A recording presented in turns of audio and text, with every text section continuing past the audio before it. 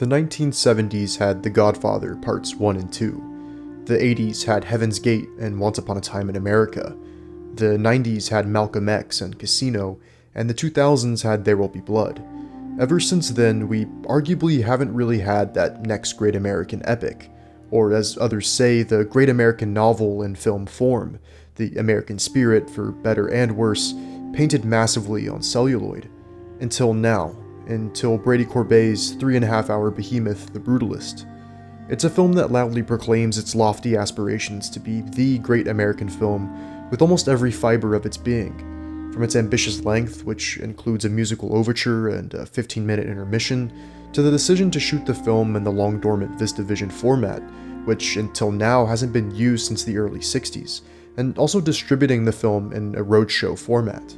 Like the films mentioned at the top, The Brutalist crafts a masterful saga that has the weighty runtime, the large ensemble cast of top-notch performers, and most importantly, embodies the very essence of the American experience, wrestling with the myth of the American dream, cultural identity, corruption, immigration, alienation, in these showy, bombastic filmic ways. But Brady has kind of been doing this since the very beginning of his filmmaking career, taking these ambitious, formal, and thematic swings across his past two works as well. Just no one's been paying attention until now. Brady has been in the movie business almost his whole life, starting off his career as a child actor. Then in his teens to early 20s, he began working with some of the greatest living American and European auteurs. We're talking Gregor Araki, Lars von Trier, Michael Haneke, Bertrand Bonello, Olivier Assayas, the list goes on. But it was at 26 that he made his debut feature, 2015's The Childhood of a Leader, a film that you look at and are just gobsmacked by the fact this is someone's first feature. It's a true aesthetic tour de force that is adapted from a Jean-Paul Sartre short story. It's an exploration of European society after the First World War and its role in the rise of fascism during World War II, all from the perspective of a bratty little boy. His reach may exceed his grasp at times here, but to achieve this level of craft in a debut is quite simply virtuosic.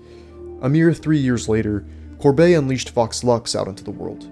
For my money, an entirely misunderstood masterpiece of the 21st century that plays out almost like a pop star fairy tale about that distinctly American rise to fame. Again, he has very lofty ambitions.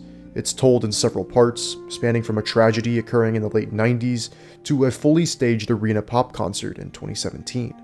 The film charts how pop stardom can lead to a complete degradation of the soul, to the point that now only the adoration of one's fans can bring joy. How what initially began as an artistic expression of pain becomes appropriated and commodified, chewed up and spit out by the capitalist machine. Now, this brings us back to The Brutalist, the first film of Brady's to garner near universal praise, taking many of the themes and ideas that have run across his work, with only limited success in the eyes of many, and now painting them on an even grander, ambitious canvas, as this is the film where Corbet's incredibly ostentatious style and profound interest in the erosion of the self come together most successfully, crafting a sprawling yet intimate period epic so deeply infatuated with the very nature of what it means to be an immigrant, an outsider, and an artist, presented in a way unfamiliar to many contemporary audiences, because it has the shape and detail of a great 700-page plus novel, but a language so deeply embedded in the cinematic. The film spans 30 years in the life of a Hungarian Jewish architect and Holocaust survivor named Laszlo Toth, played brilliantly by Adrian Brody. Toth flees to America with dreams of building a better future for himself and his family, but once there, he quickly sees there is no such thing as the American dream, encountering the ruthless landscape of capitalist iniquity in this supposed land of opportunity. Broken into two sprawling parts and concluding with an epilogue, the film opens with Toth and a fellow passenger scrambling up to the deck of their ship as they arrive into a post-World War II America, where they embrace at the first sight of the Statue of Liberty. The camera spins and tumults, welcoming us into the sprawling journey we are about to step foot in. After his disorienting arrival, he heads to Philadelphia, where he is greeted by his cousin who owns a furniture store with his wife. All the while, Toth patiently awaits for the arrival of his wife and mute niece, who are both still stuck in Budapest. When Joe Alwyn's Harry, the son of Guy Pearce's wealthy business magnate Harrison Lee Van Buren, hires Laszlo to renovate Harrison's beloved study, Toth completely transforms the space into something awe-inspiring, of which this eccentric businessman is slow in recognizing its genius, only coming around to it once the intellectuals and high society individuals around him praise its brilliance. Now drawn to Laszlo's style of brutalist architecture with its minimalist concrete monuments and sleek, simple lines, Van Buren seeks out Toth's talents to oversee the design and construction of a community center that will house facilities like a gym, a pool, library, and a chapel, all under one roof and dedicated to Van Buren's recently deceased mother. This encompasses roughly the first hour or so of The Brutalist, with its ensuing hours dedicated to further building out not only this monumental structure, but these textured characters and the many places they inhabit. Or, better yet, steadily watching pieces of Laszlo's artistic spirit deteriorate as he's met with the grueling nature of what it means to live as an artist in America. But the emotional through line of this picture that runs just over 3.5 hours is the relationship between Laszlo and Harrison, an employer-employee dynamic that unfurls across a better part of 3 decades, oscillating between genuine friendship and dictatorial behavior. It's anchored by these 2 remarkable performances from Adrien Brody and Guy Pearce, who embody 2 very different but similarly broken men. Brody, sullen and grounded in the display of his pain, whereas Pearce is more heightened and idiosyncratic in the portrayal of an entrepreneur masquerading as some kind of faux intellectual. The push-pull of their relationship and juxtaposition of their respective performance styles is the sturdy backbone of the film, that uses their dynamic to show brutalism as not only the architecture style that Brody's character employs, but also brutalism as meaning something savage and cruel, the likes of Pearce's business magnate who doesn't possess a profound understanding of architecture as an art form, but weaponizes it as a means to garner validation from those he masquerades as, no matter the harm done to those around him. What once felt like a dream assignment for Laszlo, one where the funds are seemingly endless and his employer more than willing to leave all creative decisions entirely to Laszlo. But as he soon discovers, there is always a cost to working under someone who doesn't share your same ideals, be it them meddling into affairs unbeknownst to the other, imposing one's own demands regardless if it clashes with the overall vision, or just the simple fact that many creative matters are rarely understood by the financiers, and the artists are forced into tricky situations, either entirely give up, or quite simply just tolerate it to bring the project to the finish line.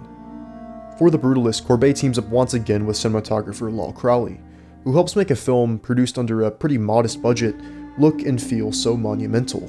His roving camera photographs Hungary as America in the 1950s, with a palpable intentionality to every single creative decision, where all of Corbet's ornate gestures and bold choices are in service of something admittedly a bit self-important, but brimming with visual splendor.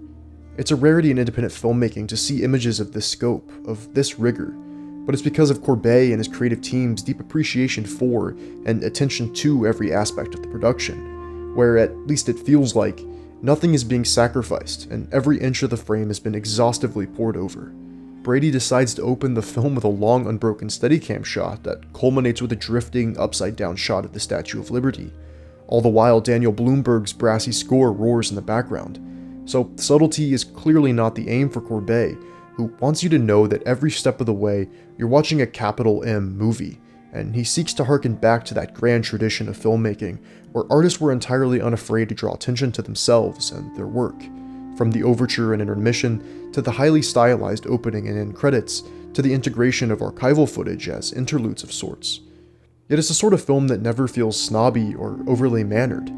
It actually, which may not be saying too much, is by far Corbet's most accessible film yet, even though it sits at a 3.5-hour runtime.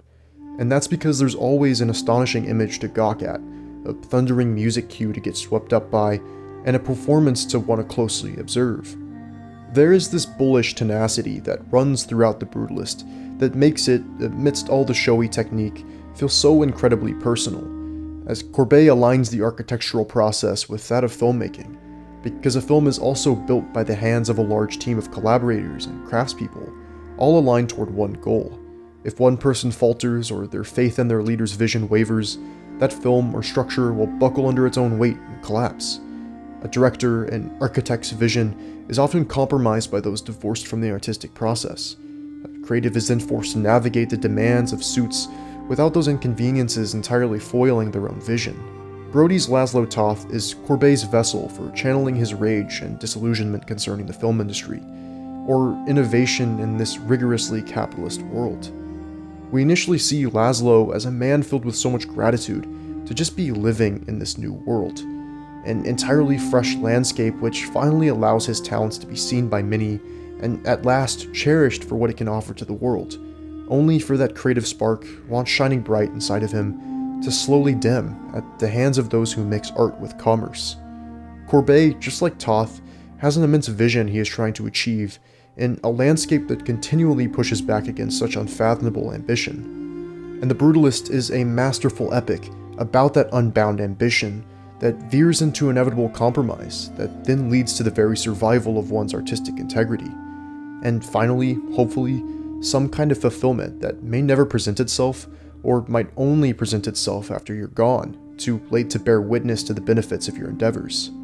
The next great American epic title, or that monumental buzzword thrown around to describe the film, may seem a bit hyperbolic, but what Corbet has made here is something of the highest grandeur, something that fills the void left behind by the masters of old and breathes new life into a bygone era of movie making that has been left dormant for far too long.